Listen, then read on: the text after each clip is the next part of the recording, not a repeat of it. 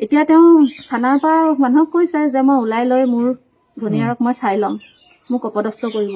মই কি ইমান ডাঙৰ পাপ বা মই কিবা ক্ৰাইম কৰিছো নেকি? এই যে কেমেৰাত যে বন্দী হব বুলি মইতো ভাবাই নাছিলো। সেই শিশুটিৰ ওপৰত যে সি যে ৰেপটো কৰিলে, এদিন নহয় দুদিন পাইছো। আমি নাথাকোতে কিমান দিন কৰিছে হিচাপ মইতো নাজানিম। তেতিয়া তেওঁহে জানিব, সেই নৰ পিশাচটোহে জানিব, মই কেনেকৈ জানিম?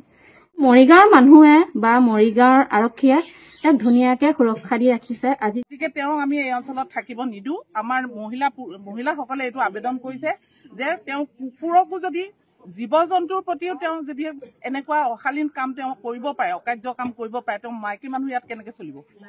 নমস্কাৰ বন্ধু বান্ধৱীসকল, আকৌ আহিলোঁ আপোনালোকৰ ওচৰলৈ, কাৰণ আপোনালোকক মই কৈ থৈছিলোঁ যে অলপ সময়ৰ পাছত আপোনালোকক লগ পাম। আৰু এতিয়া আহিলোঁ, গা পা ধুই সুন্দৰকৈ ভাত পানী খালোঁ, কাৰণ মই ফিচাৰী পাৰত আধা ঘণ্টা বহি আহিছোঁ, যি গেলা গৰম। আৰু আহি পেলাই ধুনীয়াকৈ গা পা ধুই ধুনীয়াকৈ ফ্ৰেছ হৈ ভাত পানী খালোঁ। ল'ৰা ছোৱালী হালো গ'ল দোকানলৈ, তাৰপিছতে আমাৰ ডিকু দেহা আৰু আমাৰ দীপালী বাইদেউ আছে। কিন্তু মই আহি গ'লো মোৰ শয়ন কক্ষলৈ, বোলো পটককৈ আপোনালোকক কথাটো কওঁ। কথাটো হৈছে এই দুটা ভিডিঅ' মই দিছোঁ। আমাৰ মানে আপোনালোকৰ মাজলৈ মই যোৱাকালি এটা ভিডিঅ' দিছিলোঁ, তাৰ আগদিনাখনো এটা ভিডিঅ' দিছোঁ। আমাৰ মৰিগাঁৱত যিটো আমাৰ মৰিগাঁৱত যিটো জঘন্য কাণ্ড হৈ গৈছে, একদম মানে ভাৰতবৰ্ষৰ ভিতৰতে প্ৰথম বুলি ক'লেও ভুল নহয়। ইমান এটা ডাঙৰ কাম হৈ গৈছে, একদম ঘৃণনীয় মহাপাপ হৈ গৈছে। আৰু সেই পাপৰ ফলত আমাৰ এই নিউজটো মানে বাহিৰতো বাজিছেগৈ আৰু দেই।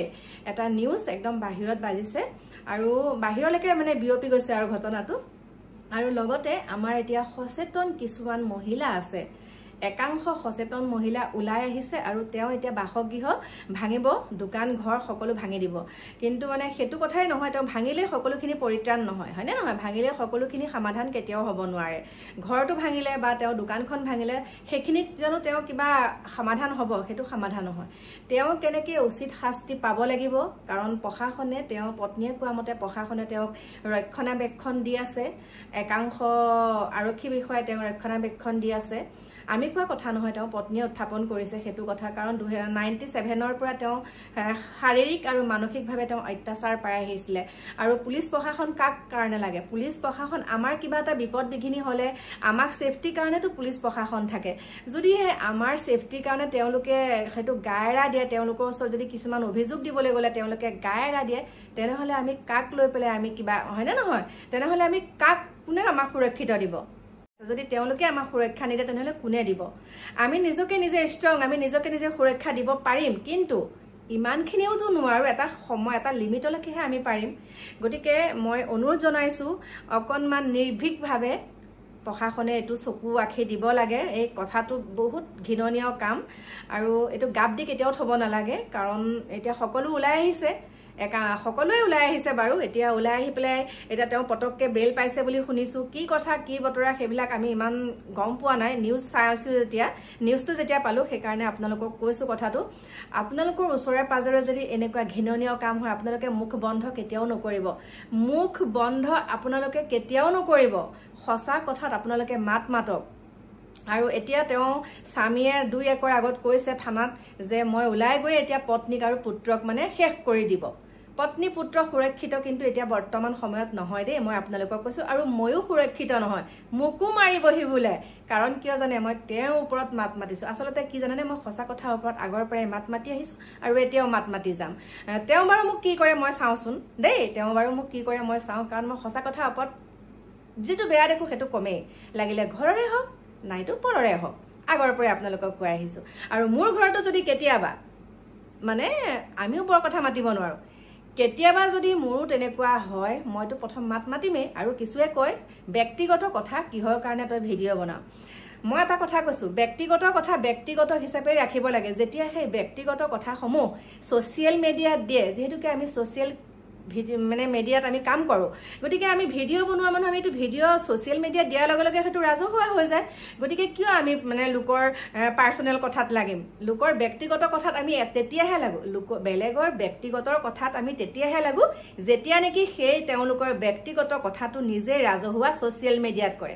তাৰ পাছতহে আমি ভিডিঅ' বনাওঁ। এইটোত অকণমান মাল সোমোৱাই পেলাই তাৰপিছত আমাক কমেণ্ট কৰিব লাগে। একাংশক কৈছোঁ, একাংশই কয় কাম নাই আৰু এইটোৰ ওপৰত কিয় ভিডিঅ' বনাই আৰে বাবা কাম আছে কাৰণেতো বনাইছো ভিডিঅ' তোমালোকে চাবলৈ মন যায় নাচাবা তোমালোকে যদি এইটো এতিয়া মোক আকৌ ক'ব এটা কেনেকে আহিব ভুক ভুক ভুক ভুক ক'বহি যে এইটো ভিডিঅ'টো আমি চালো নিউজত তইনো কিয় দিছ আৰে যিসকলে নিউজত চলে তেওঁলোকৰ কাৰণে মই বনাইছো যিসকলে মোক ভাল পায় যিসকলে মোৰ ভিডিঅ' চাই ভাল পায় অকল তেওঁলোকৰ কাৰণে বনাইছো আৰু যিসকলৰ চাবলৈ মনে স্ক্ৰিপ্ট কৰি গুচি গ'লেই হ'ল মইতো কৈ থকা নাই চাবই লাগিব কৈ আছো নেকি গতিকে আপোনালোকে মই এই ধুনীয়াকৈ লগাই দিছো আপোনালোকে চাওক তেওঁ পত্নীৰ ভাষ্য শুনিলে আপোনালোকৰ গাৰ নোম শিয়ৰি উঠিব কেতিয়াও সুৰক্ষিত নহয় তেওঁ ডিঙিত দাউত হয় বোলে তেওঁ ডিঙিত দাঁত হয় গতিকে চাওক ভিডিঅ'টো সম্পূৰ্ণ তাৰপিছত আপোনালোকৰ মতামতসমূহ জনাব নাৰায়ণ দাস নামৰ মানুহজনে তেওঁ মানে ইমান জঘন্য কাম এটা আমাৰ এই পশ্চিম মৰিগাঁও অঞ্চলত কৰিলে 8 দিনৰ ৰেকৰ্ডিঙত দুজনী মাইকী আৰু কুকুৰটোক 2 দিন জেল পাইছো ইয়াত তেওঁ থাকিব দিয়া নহ'ব কোনো পধ্যে নহ'ব মুঠতে ইমান তেওঁক সুৰক্ষা দিছে মৰিগাঁও আৰক্ষীয়ে ইয়াৰ আগত কি ৰহস্য মই নিজেই হতভম্ব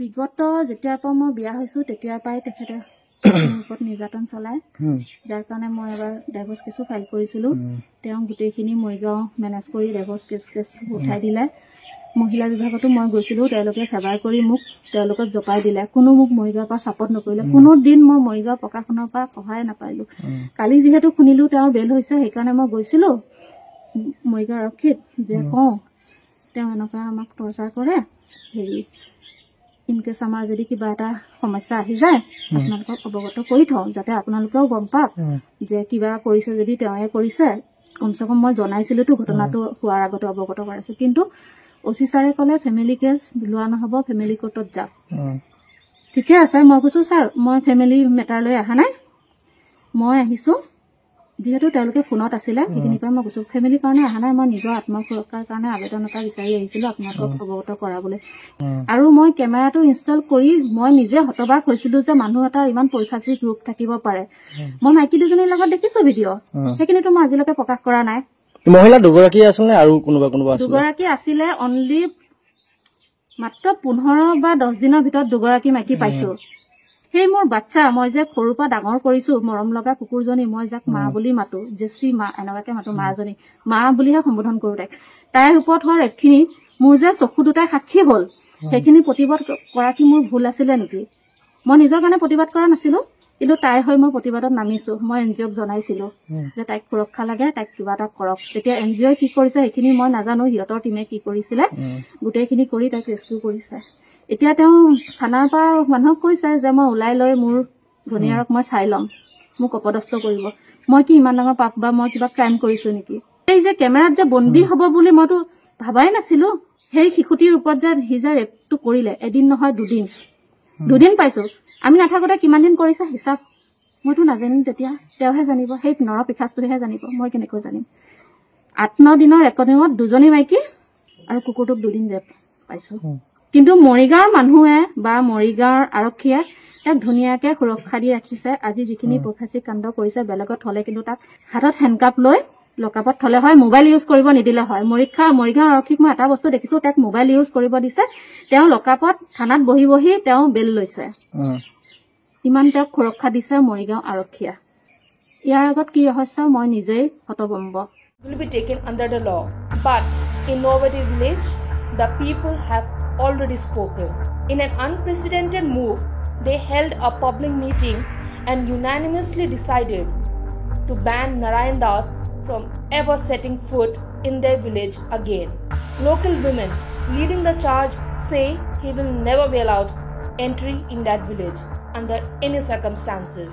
কিন্তু আমি এতিয়া যিটো ঘটনা আমি সদ্যহতে আমি পাইছো একদম মানৱ সমাজৰ লজ্জানত অৱস্থা এনেকুৱা এটা কাম কৰিলে যিটো গৰিহণা দিবও আমি যোগ্য নহয় মানে গৰিহণাৰ যোগ্য নহয় তেওঁ এনেকুৱা গতিকে তেওঁ আমি এই অঞ্চলত থাকিব নিদো আমাৰ মহিলাসকলে এইটো আবেদন কৰিছে যে তেওঁ কুকুৰকো যদি জীৱ জন্তুৰ প্ৰতিও তেওঁ যদি এনেকুৱা অশালীন কাম তেওঁ কৰিব পাৰে অকাৰ্য কাম কৰিব পাৰে তেওঁ মাইকী মানুহ ইয়াত কেনেকে চলিব গতিকে যদি ইগৰাকী মহিলাই এতিয়া কথাটো পোহৰলৈ আহিছে দুৰ্ব্যৱহাৰ কৰে বেয়া ব্যৱহাৰ কৰে ৰাস্তাই পদূলিয়ে তেওঁলোকে বেয়া কথা কয় তেওঁ গতিকে এনেধৰণৰ কথাবিলাক এতিয়া আমি পোহৰলৈ আহিছে গতিকে আমি এইটো কথা আমি প্ৰশাসনলৈ অনুৰোধ কৰিছো আৰু আমি যদি প্ৰশাসনে কোনো সুন্দৰ এটা ভাল ব্যৱস্থা এটা নলয় তেতিয়াহ'লে আমি মহিলা পুৰুষ সকলোৱে লগ লাগি কি ব্যৱস্থা কৰিব লাগে আমি কৰিম সেইটো ব্যৱস্থা তেওঁলোকে যদি ভাল ব্যৱস্থা নলয় সেইটো আমি আমাৰ হাতত আমি সেইটো ব্যৱস্থা কৰিম The scandal has sent shockwaves through Morigaon and beyond,